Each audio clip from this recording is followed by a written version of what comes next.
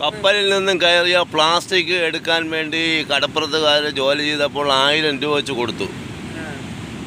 ഒരു പ്രാവശ്യം കൊടുത്തു 43 പേർക്ക്. അതിനുശേഷം ആ പണി ഏറ്റെടുക്കാൻ കോർപ്പറേഷൻ വന്നു. പിന്നെ കോർപ്പറേഷൻ വന്നപ്പോഴത്തേക്ക് ഇവിടെ ഒരു ചെറുത്തുനിൽപ്പുണ്ട്. അതോടെ കോർപ്പറേഷൻ പോയി. എന്നാൽ ഇപ്പോഴാണ് കോർപ്പറേഷൻ വന്ന് ഇവിടെ പണി ചെയ്യേണ്ടത്.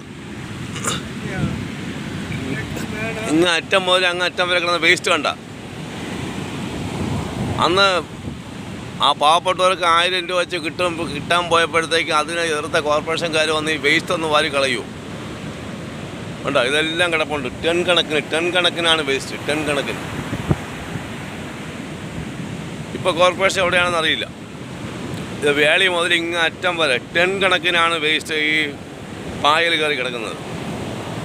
അതിൻ്റെ കൂടെ പാമ്പും മറ്റും മറിച്ചും എല്ലാം വരുന്നുണ്ട്.